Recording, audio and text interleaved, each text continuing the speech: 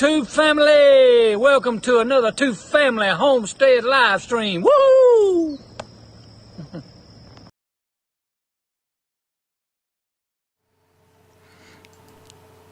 Well, happy Tuesday, everybody. How we doing out there?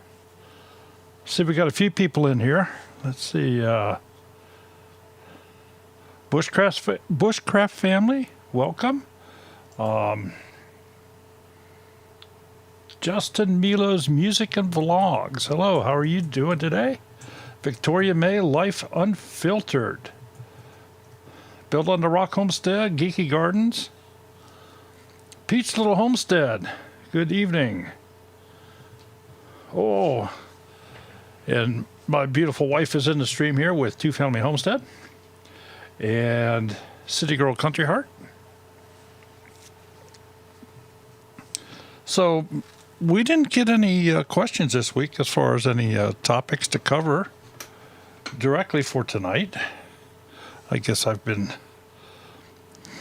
must be getting brighter because the lights just came on. Anyway,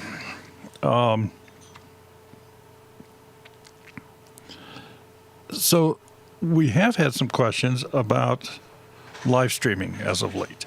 So I thought we'd kind of cover that a little bit tonight. What do you live stream with? What program do you use? Or do you use a program at all? Do you just go in and click the live on YouTube when you do that? And we are focusing right now on YouTube. We're not focusing on Twitch or any other platform, not Facebook. We're focusing on YouTube at present.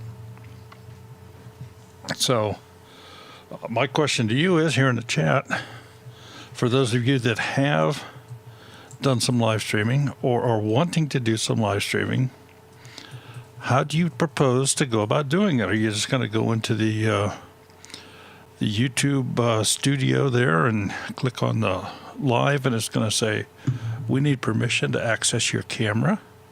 And you go, okay. And then you go, we need permission to access your microphone. And at that point, it'll just kind of grab all this stuff on your laptop or desktop or whatever you are working with, and away you go. And they take care of all the encoding on their end and everything. That's all adjusted for the amount of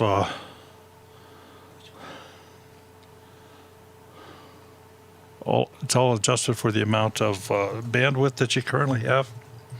And bandwidth is a real big thing with streaming, because there's a lot of data that gets transferred.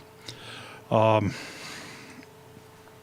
course, you have control over some of that, and that is depending upon the quality of your stream. How big a picture do you want to transmit? How big is how much quality do you need? I would rather have a good quality stream that's at a lower resolution than a choppy stream that's at a high resolution. Because of that, even though we typically have anywhere from 10 to 14 megabits a second upload here at the house, and that is plenty to support a 1080p stream.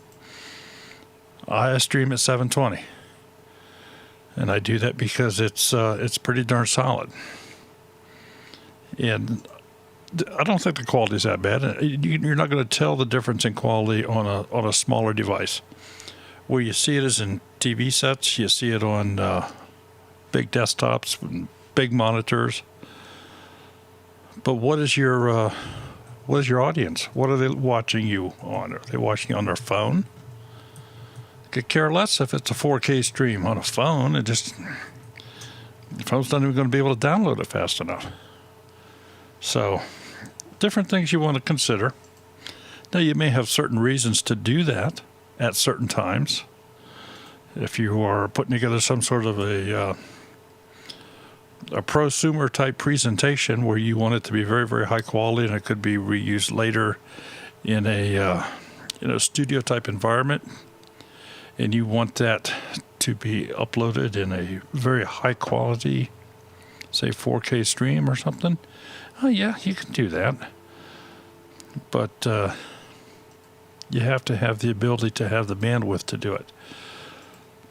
The other thing that you have to concern yourself with is, if you're going with YouTube, YouTube has made it entirely too easy for people to go live, in my opinion. When we first started playing with the live streaming, believe me, it wasn't like this. There wasn't any little button you could push and just go live. It didn't happen that way. You had to bring your own program. You had to have your own encoder. You had to prepare your stream in order to transmit live on YouTube. And it's not like that anymore. But because of that, and even back then, I think you had to have, do you remember, was it 100 subscribers or 500 or something? You had to have a certain amount before you could go live. And again, it wasn't like it is now. Now, I do know they have since turned it back and said with a handheld device, with a phone, you have to have 1,000. And of course, people have found ways to get around that by using other encoding programs on the phone. And at that point, they're sending an encoded stream to YouTube, and they just turn around and rebroadcast it.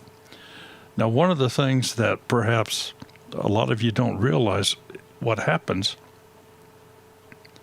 is when you send a stream to YouTube, YouTube takes the information that they receive from you in the format that you're sending it, in the resolution, and they convert it. They convert it to all kinds of different things. If you go to your screen, for those of you on laptops, this is going to be very easy for me to tell you. On a phone, maybe not so much because of the different Android system versus iOS and so forth. But if you're on a laptop, if you hover your mouse over the stream or over any video that's playing, you'll see a little gear wheel down at the bottom. You have different selections there where you can enlarge your picture and all that. Well, right to the left of those is a little gear wheel. So it's between the mini player and the subtitle captioning. And if you click on that, it's settings is what it is. If you click on that, you'll find that that is the area where they have some real neat toys to play with. They have a playback speed. If you and we use this from time to time because we are just subscribed to so many people, and we try to keep up with all you folks, and it's just hard for us to do. We can come in here and run your videos at a faster speed than what you send them out. And as long as we don't go too awful fast and kind of adjust our ears to Mickey and Minnie Mouse, we're in good shape. But you can do that. You can watch a video in half the time. It's also where you can turn subtitles on and off. But the last item on that list that they have there is quality. And if you look at that quality tab, it'll normally be set to auto in most cases.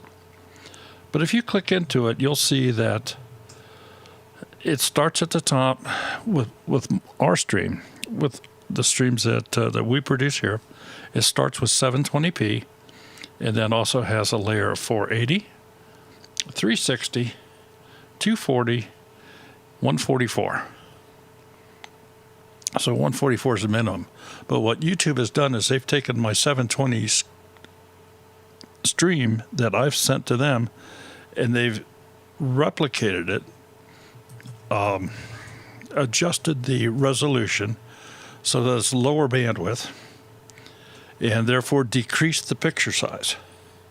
For if 720 is this big, then 480 is like this, 360, 240, and 144. And that just corresponds with the device you're looking at the image on. So a small phone, 144. If it's a big smartphone, you might get a 240 out of it, possibly. But having said that, what's the point in trying to send a 4K stream to a phone? It's not going to produce that anyway. So, but this is, and we used to do this with T Family Homestead, because their internet was with T Family Homestead. What am I saying? We used to do this with Deep South Homestead when Danny and Wanda first got started. Those of you that know them, they're out in the country, and they have had and always have had terrible issues with a good quality internet connection. They've used, I think they're currently on satellite, but they don't have the high speeds. So therefore, they broadcast at a lower rate, and by doing that, they get an acceptable stream for people to watch. So we've helped them set that up in some different things. We do the same thing when we travel around to some of these meetups and events. Like when we went to the gathering and Shindig. The one in Louisiana is the Bayou Bash. HOA. The Heartland Homesteaders Picnic. Yeah, Heartland Homesteaders Picnic. What we used to broadcast there is this little item right here. This is a hotspot. This one happens to be Verizon, and it all transfers through there. Now, if I have a strong enough signal, works pretty well, but I don't always have a real strong signal, so I have to adjust accordingly, and that adjusts for the quality of the broadcast we can do. I use OBS. I've used OBS for a long, long time. And I'm not going to say it's the best, but it certainly isn't the worst. I'm not sure that I agree with a lot of write-ups that are out there, but let's just talk about OBS for just a moment here, because I don't care what software you're using, everybody compares to OBS. It doesn't matter if it's VCast. It doesn't matter if it's well, let me just grab a couple here. XSplit, vMix, NVENC, and there's a number of them, but they all compare to OBS. So OBS has been around probably the longest, and the one thing that's really different about OBS than most softwares is that it is open source. New game. Guess how many hotspots you have? Guess how many hotspots I have. Well, we use one. We use one, but I also have my phone, and we have Sherry's phone. So we could use three. We could use three. But typically we just use one. We have had, let me see, where is it?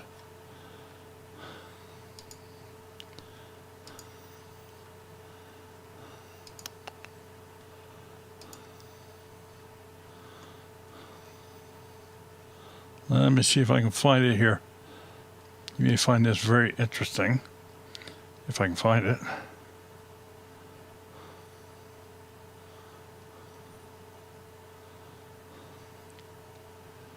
Okay, here we go. Here we go. Here we go. This is a very interesting piece of software. Actually, hardware, I guess, would be the thing, but it's a combination thing. It's called Live View Solo. And what this is, this has an encoder built into it. It's wireless, live video streaming encoder. Works with Facebook, Twitch, YouTube, Twitter, all these video streams. But what really makes this thing unique is you can have multiple SIM cards in it. You can have a card from T-Mobile. You can have one from AT&T. You can have one from Verizon. And it can combine these singles to give you a better stream, a stronger stream. But folks, this is $945. So I think it's, I guess if you want to play, you got to pay. But it is quite the deal here, and you can find a lot of things like this. Typically, hardware live stream encoders start to become a little bit expensive. Let's just look at a couple.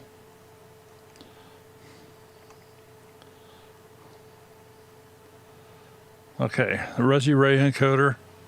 This was their top pick for 2020 from this particular vlog or whatever this person is. But no,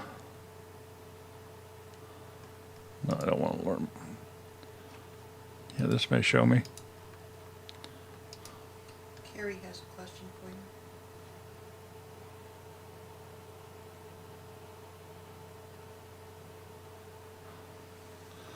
Does anything the person going live does or doesn't do affect? It can affect. Absolutely, it can affect. And the buffering can come from both the originator of the stream, or it can come from the receiving end of the stream. So it's a multifaceted issue that you have to address.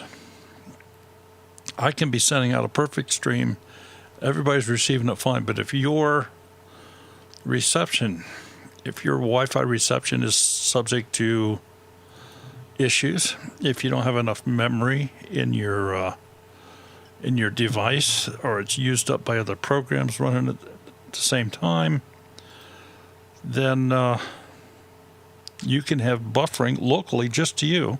And you'll see this on some streams. You'll see where some people are saying, oh, it's buffering again. And, two people down the list saying, it's fine here. We're working fine. Now, if everybody says it's buffering, well, then it happened on the origination side. And typically you will see that that's a more common issue than on the receiving side, but it can happen on the receiving side. I hope that answers your question on that. So, I want to talk to a human. I don't think I've ever seen that. That's pretty neat. Talk to a human. Of course, it's all in type, so it's not talking anyway. Blackmagic Design ATM Mini Pro is a hardware encoder. It's also a switcher. It's a very feature-rich item. But this is, again, the pay-to-play area. You're at $600 for this.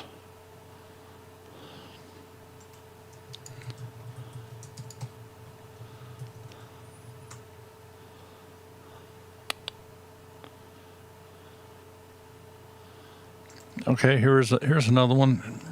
One of the differences here with these is the input formats on this are HDMI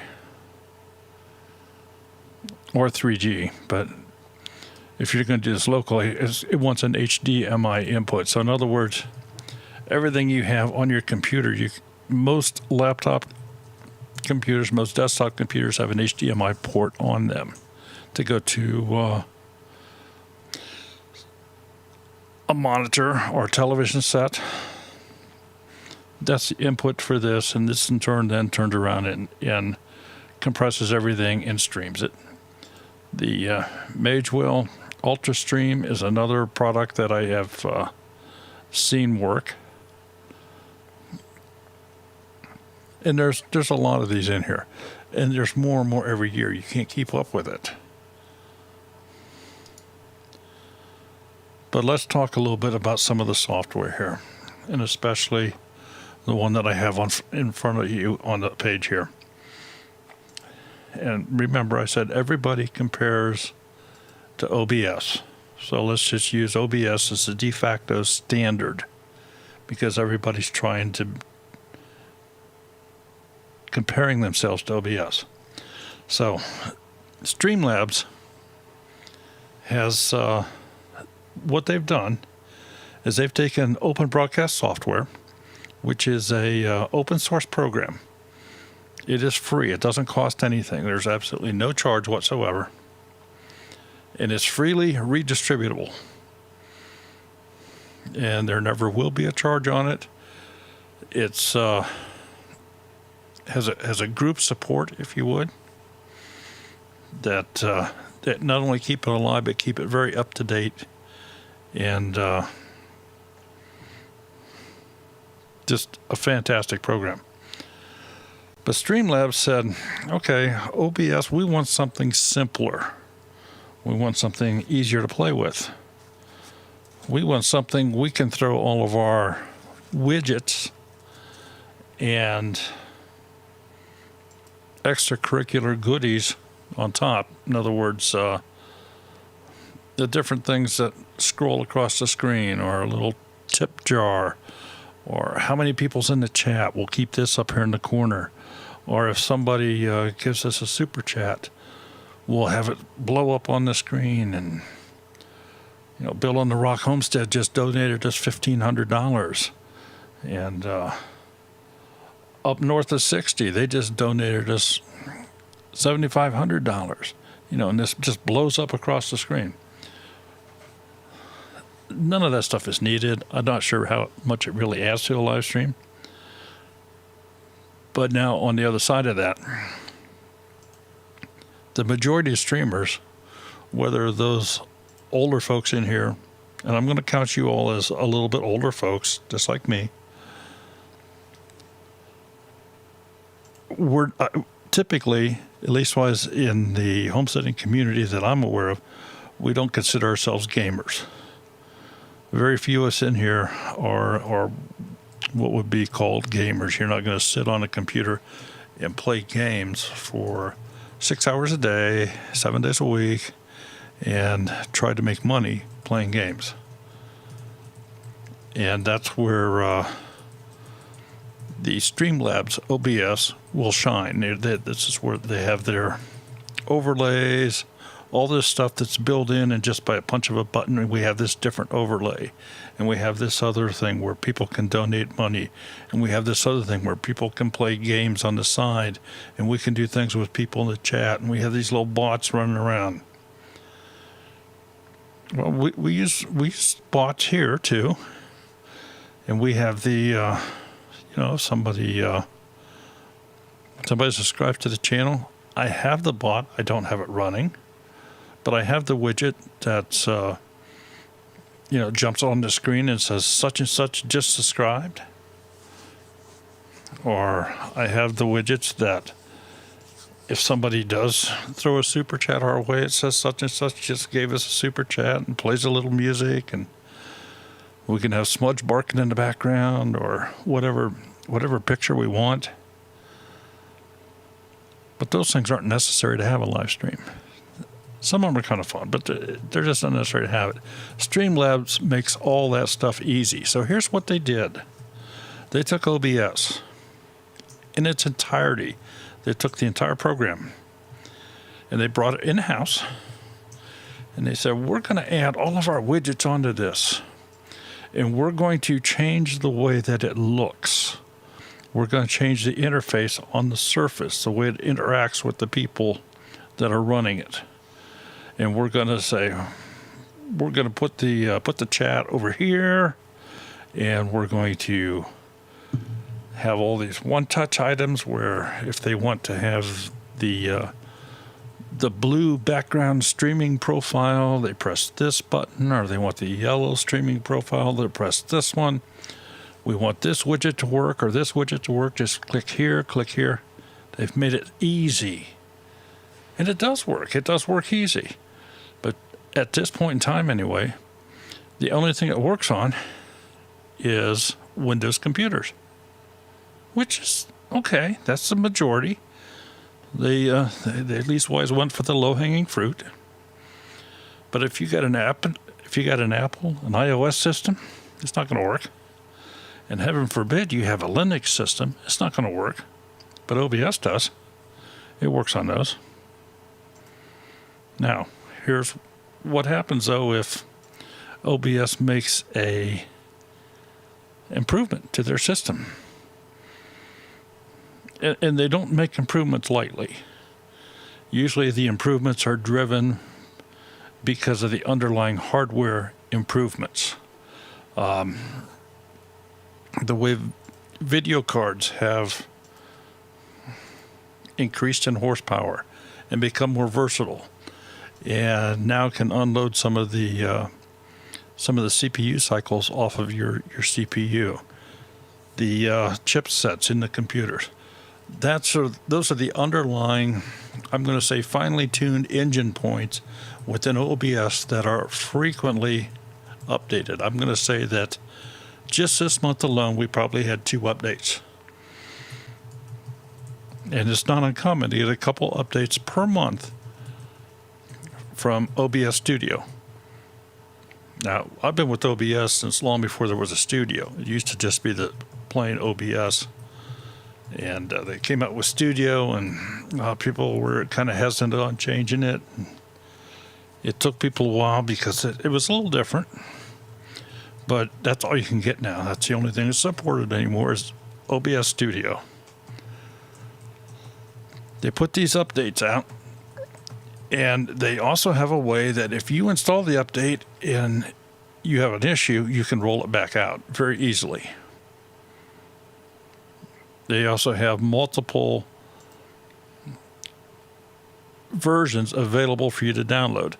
Now, it's not readily apparent on the website. Again, they've tried to make it easy on the website to those that just go to OBS.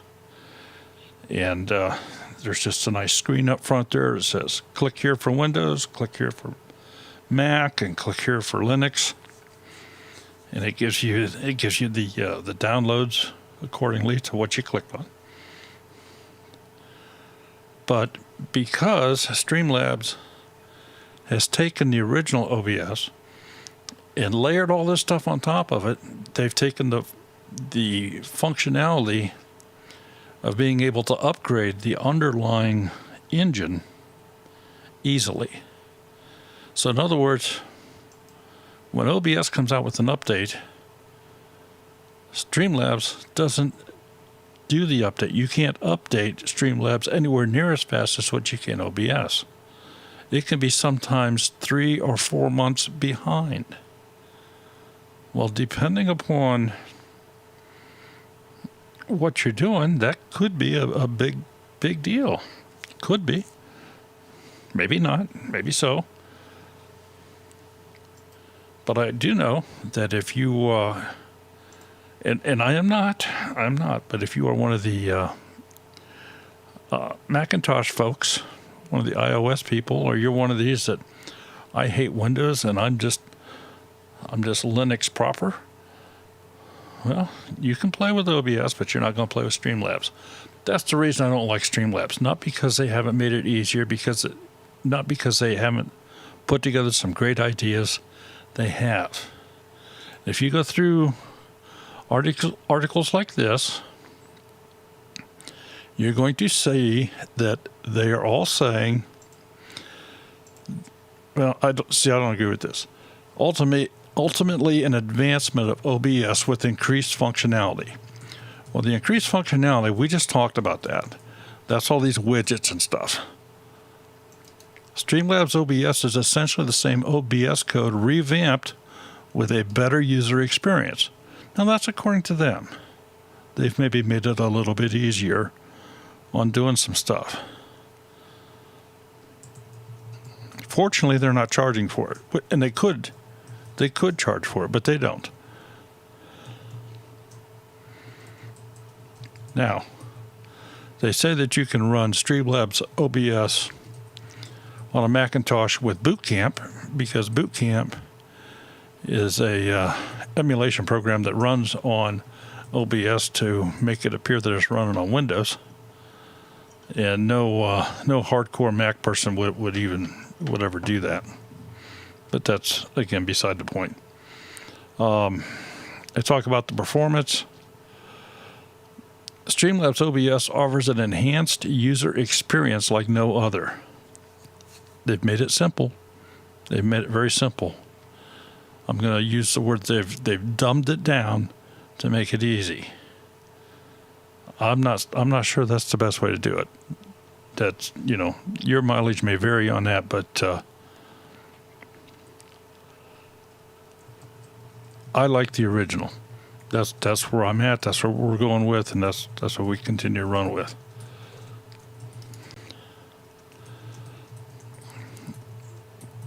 Okay, here's if you're going to stream, you can stream with your phone. And it's okay for little streams. But if you're going to stream in the manner that we do, just for example, where we have guests on, we have interaction with these folks, and we have people that call in and talk. Phone's going to be pretty difficult. However, there are ways around that. And that's utilizing a third-party service such as Zoom, just for example. You can use Zoom. You can use Streamyard. Streamyard is a wonderful program that uses a browser. It's a browser-based program. And you can have guests on with that. And all of the hard work is done at the Streamyard servers. So the way that works is you're connecting to Streamyard, and Streamyard connects to YouTube. Same way with Zoom. You can do that with Zoom as well. You can connect to Zoom, and you can have Zoom connect to YouTube.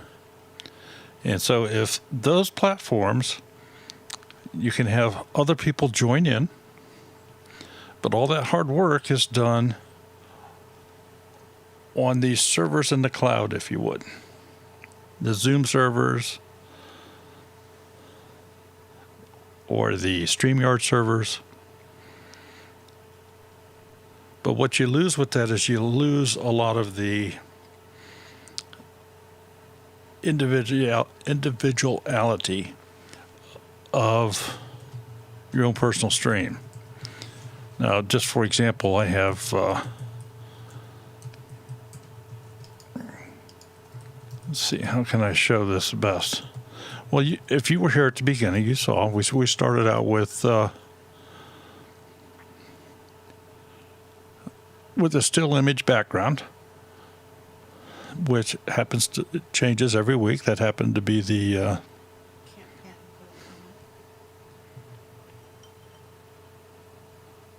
I'm sorry. What did you say? Camp Patton family, quick comment.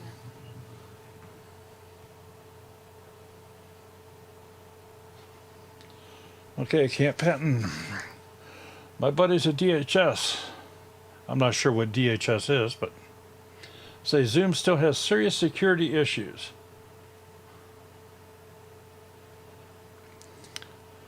I don't know who DHS is.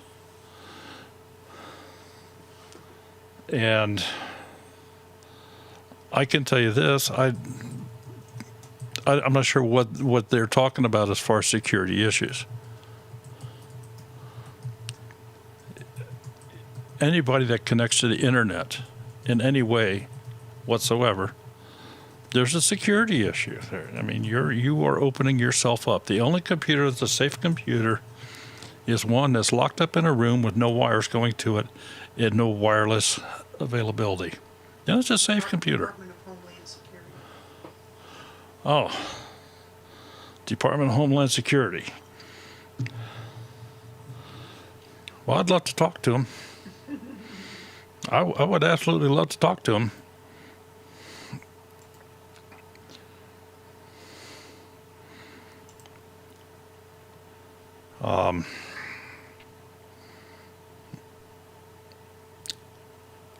I don't care where it comes from. If you use the software as it's intended, Zoom can't be all bad. They have grown way too fast. It's considered one of the best platforms out there for a multi-user experience. And I don't care where their servers are. It doesn't matter. What am I broadcasting? If I was broadcasting something that was super secret, that might be a different story, but we don't do that here. We are on a public platform of all places, YouTube. And you talk about a trash environment, it's got to be YouTube. Robert's asking if you would say OBS is as easy as Streamyard. No. OBS is probably one of the more difficult ones to use because you have to set it up.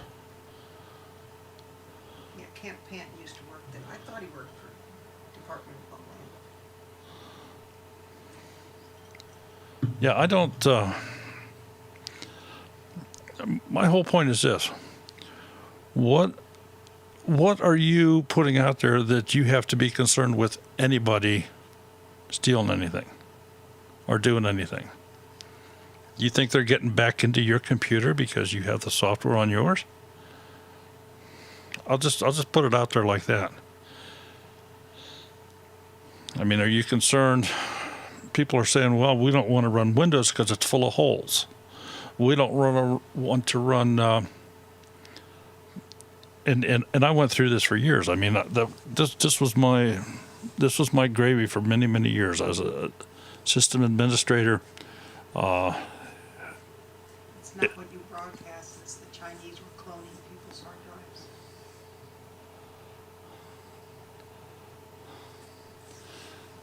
drives. Okay. Jess is asking, did you say you can't use OBS with Mac? Yes, OBS can be used with a Mac. Her keyboard and her mouse took a dump and she had to find another one to get back online, so she didn't hear it all. Yes, it can be used with a Mac.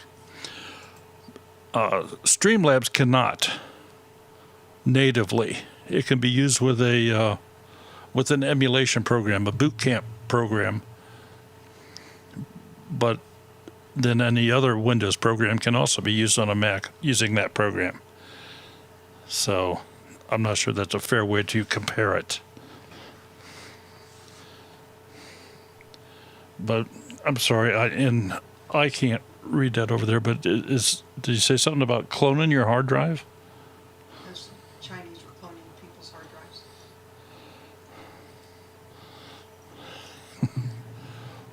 Well, what I don't know. Robert says keep going, Daryl, we can talk setup later.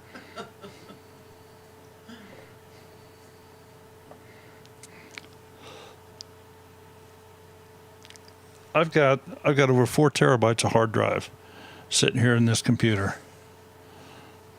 I know what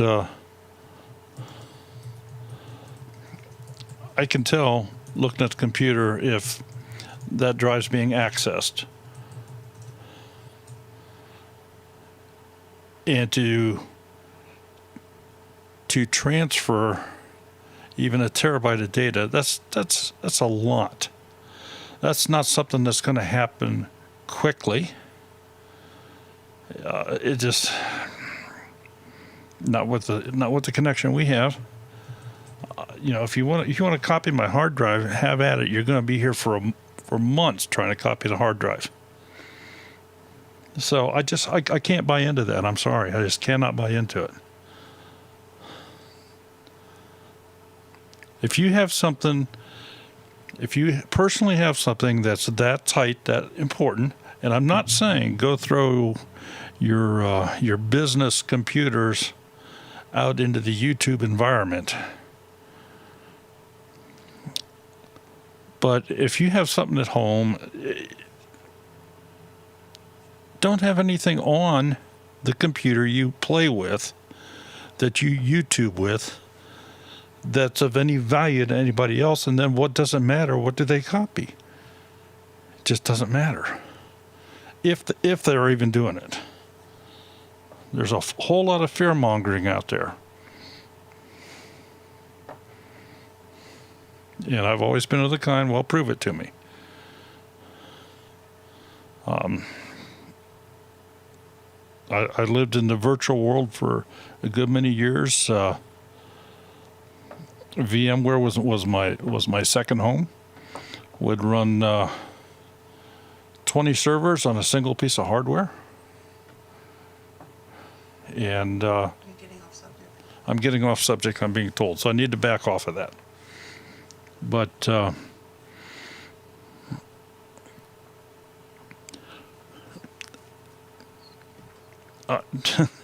I guess I'm more scared of Biden being president than I am of Zoom. Somebody from Zoom accessing my hard drive, and that's probably the best way I can say it. That didn't go over very well here. She doesn't like for me to express my thoughts.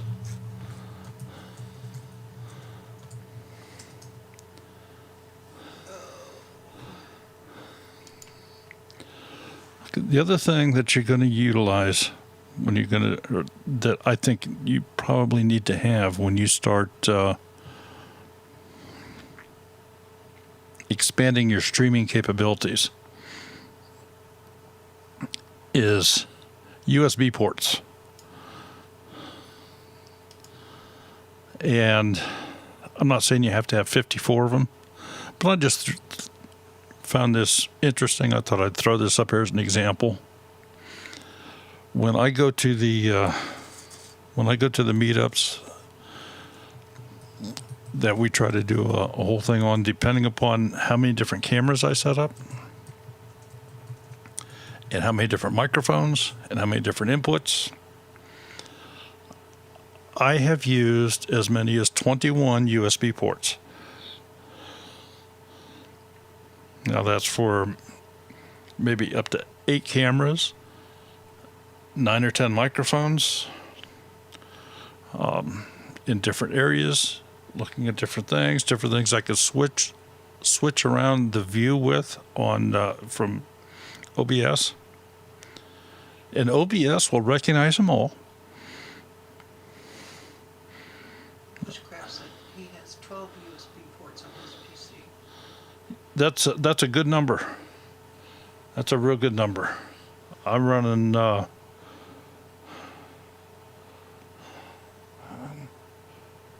6, 7, 8, 9, 10. I have 10 on the desktop here, and I have an 8 additional expansion to 7. And they're all in use. You have cables everywhere. Yeah, sure. It says I have cables everywhere. Terry's asking, what are the different things you can do with StreamYard? Well, StreamYard gives you the ability to utilize a real decent stream with a smaller footprint. They have some fun things that they can disguise the background behind you here. They can you can have guests on.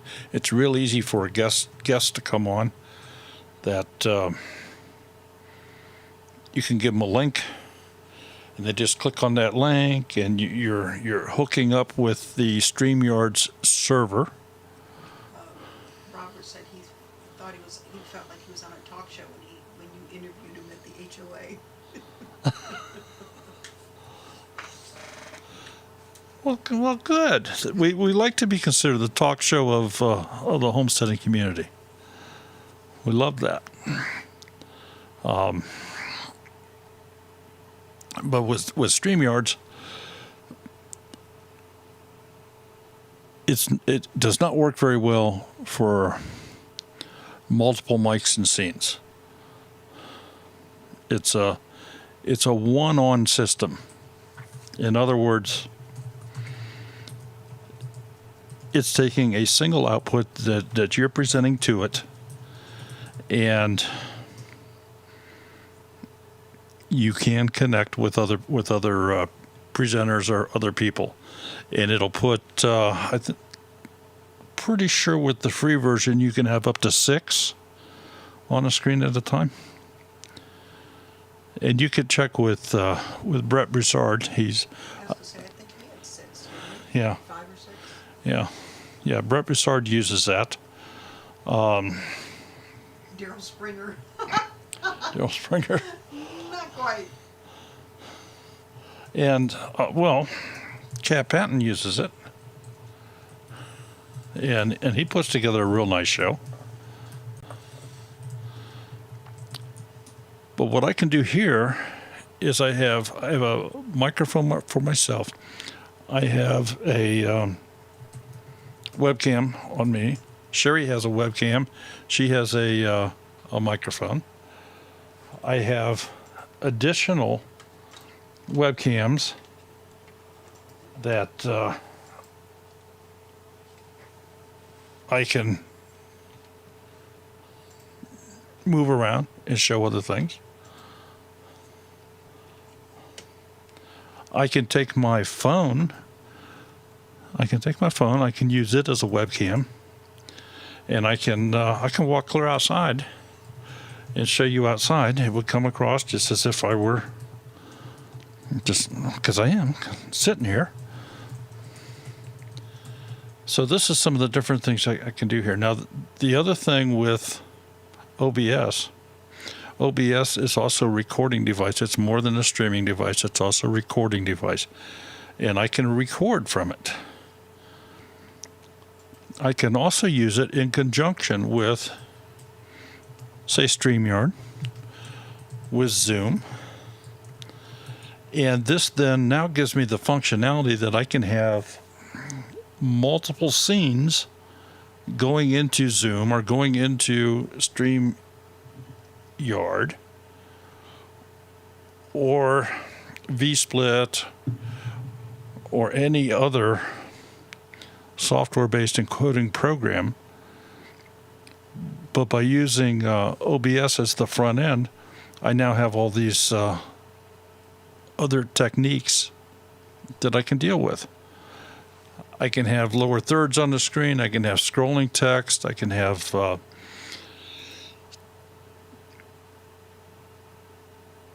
as I said, the different scenes, the different backgrounds. I can have all of the effects things. I can have green screen. You can have masking.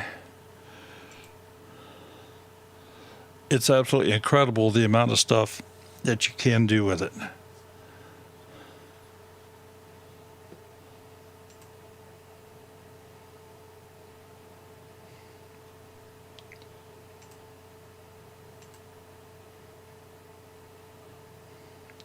And I see Kyle saying something here about he figured out how to record and feed him in the lower right corner when doing a voiceover. Absolutely, you can do that. Yeah, you can play back. If you have a video that you want to just play back and do a voiceover, it's super easy to do with OBS. There are some other editing programs you can do that with as well. But with OBS, it's just super, super simple. See, I can take the Let me see here if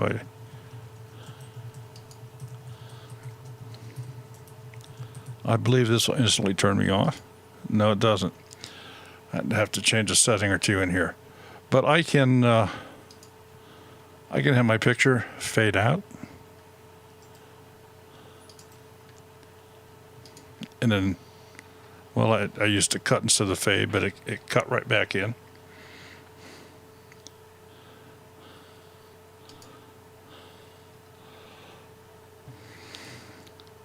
Geez, we're at 8:52. I just kind of want to address everybody in here. Is there something you wanted to talk about? Is there something that maybe you have a question on that I can help to maybe enlighten you, or at least point you in a good direction? Kyle.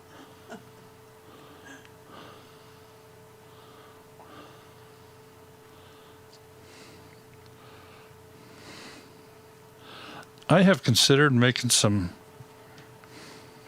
and I've done some. I've done some videos just on OBS, and I've considered doing an instructional thing.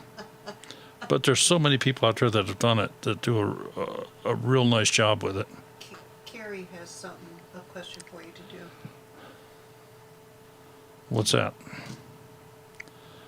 How about you turning into a snowman? Robert, now you see Daryl, now you don't. So Don't start on him, Robert. So you want to play? You can play Thursday night. Kids would love it. How about setting up OBS? Setting up OBS, we really can't do a whole lot here in the few minutes time we have left.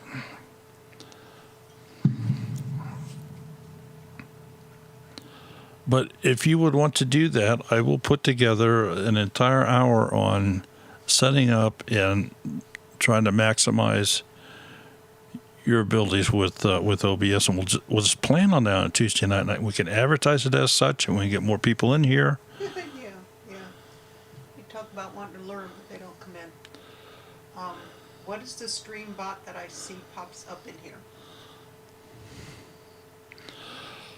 That bot, we utilize that on Thursdays. And for those of you that maybe don't know, on Thursdays we do a live stream where we review channels. We come out and take a look at your channel. We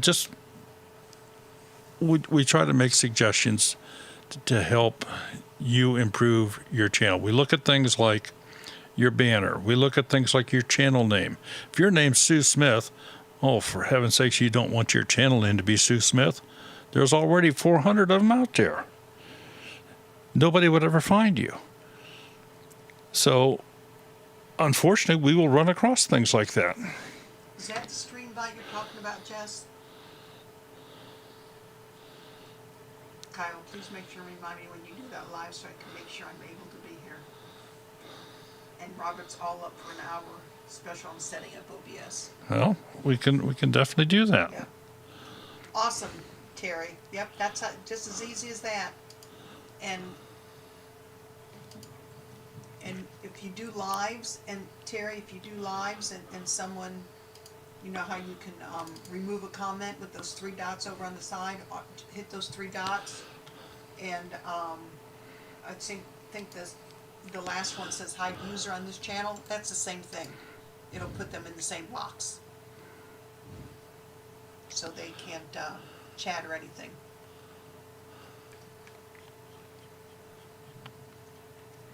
Can I use the camera on my computer to video and then upload to YouTube? Yes, you can.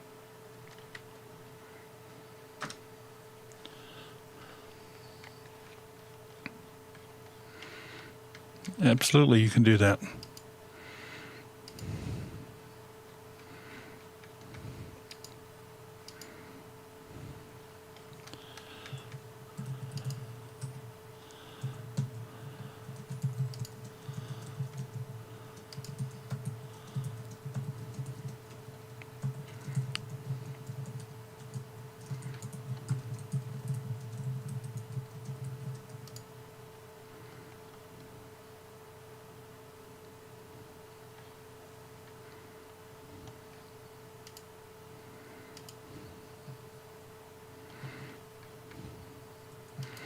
See, these are some of the different things that I can do with OBS. I can show you different screens. I'm showing this being rebroadcast. Here's your chat.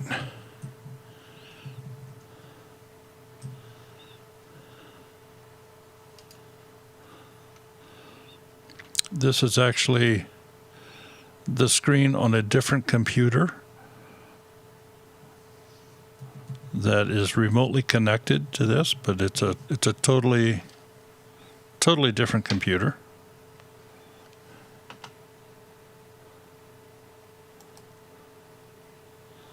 And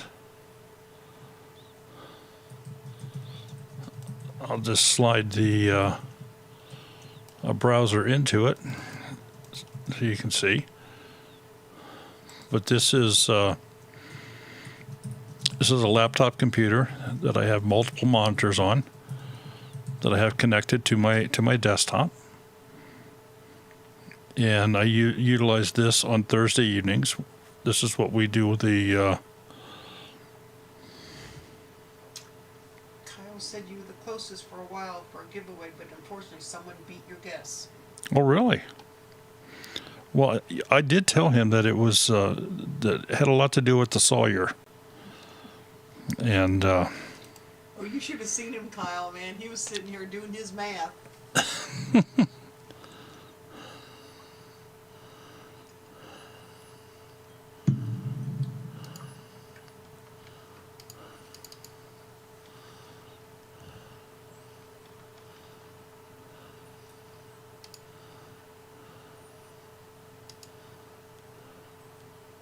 They're gonna pop up.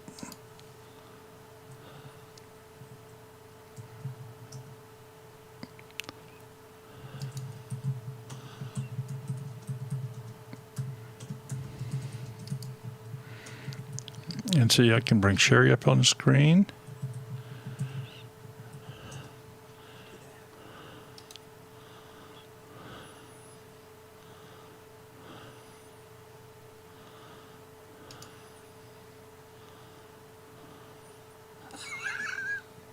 So anyway, some of the different things you can do.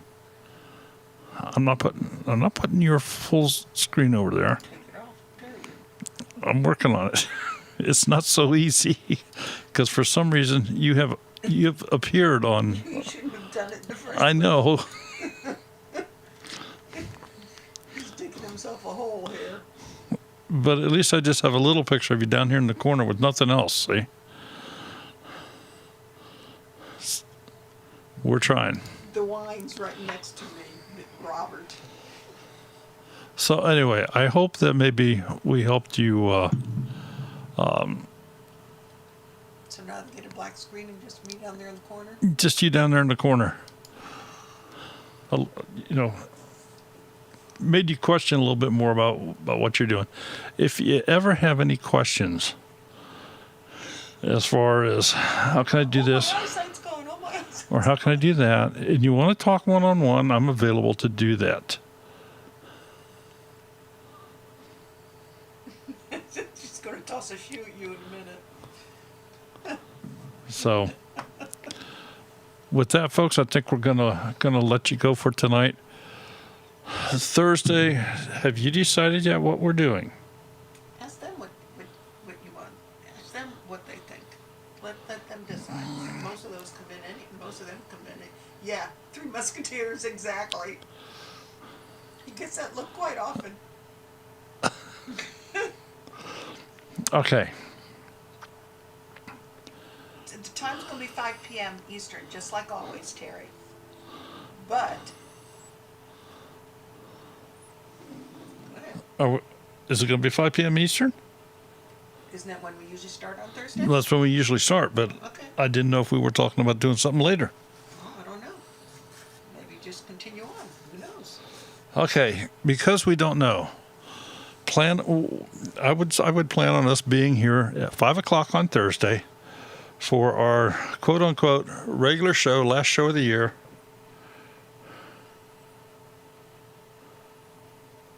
Yes, no?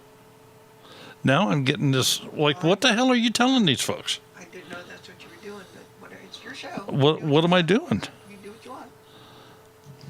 Virtual ball drop made by Daryl. We can do that. So anyway, My ideas, Robert. we certainly plan on having a number of people up on the screen with us. We definitely want to get rid of 2020. Yes. 2020 has been a very horrible year for many of us, and we just want to let it go in the past and deal with. Hopefully, we won't have to deal with COVID very much here in 2021. I know it's going to be for the first few days, but hopefully people will wise up. And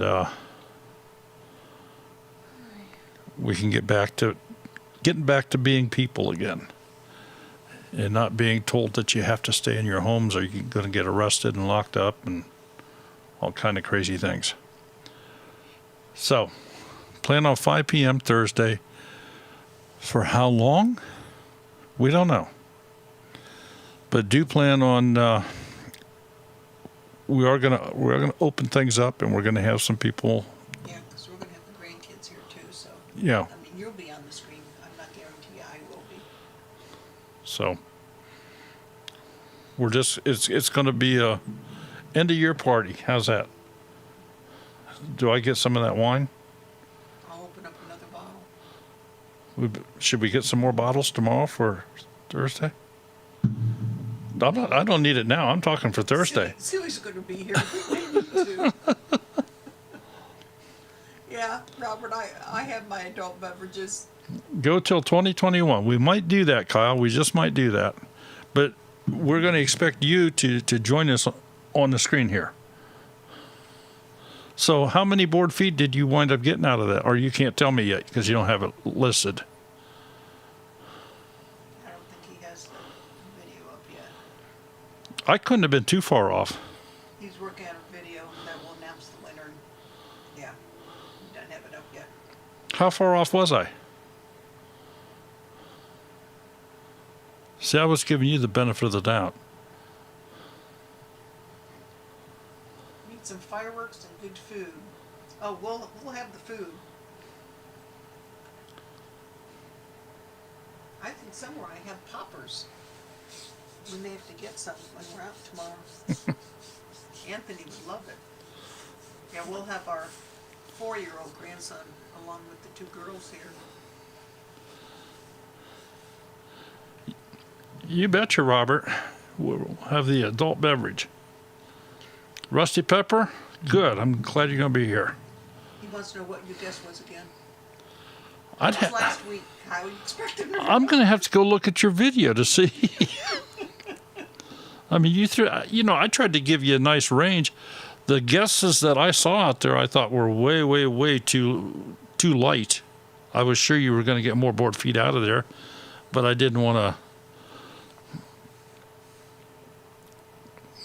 I didn't want to make you think that you couldn't throw something away. 653 board feet out of it. What on earth did I say? Go to his channel. Okay, Kyle. Hold tight.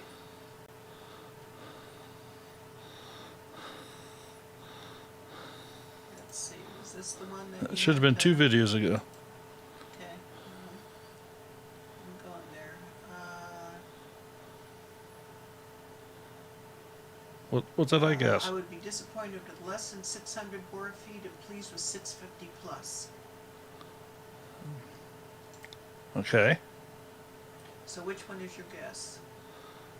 630 is what you said. Okay. See, I was going easy on you. But if you read my original thing there, I said I would be disappointed if you got less than 600. I'd be pleased if you got more than 650. You got 653? How far off was I? Was it Carpenter Self-Reliance that got it, Kyle? Hood's Custom Shop? I think got quite a few in the 600 range. Yeah, but there was none when I was there. Right. They were all after you. Yeah. Yeah, they were all after you. Yeah. So,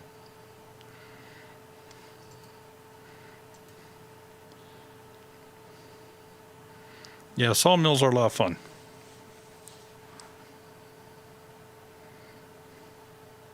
All right, folks, we'll see everybody come Thursday.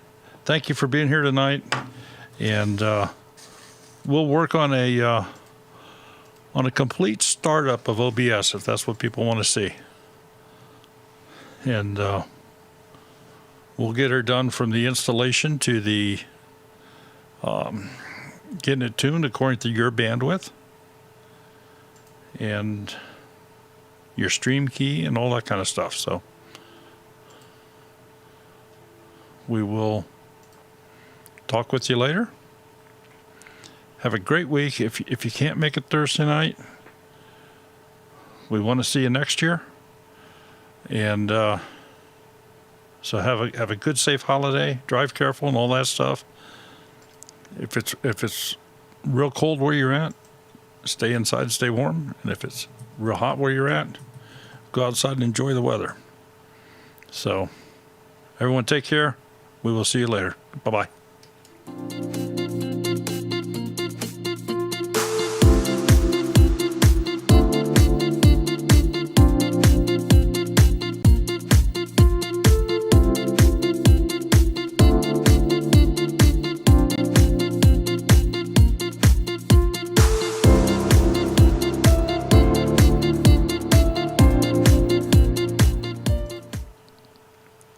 I got to jump back on here real quick. Special thank you to our moderators. Special thank you to our members of Smudge's Pack.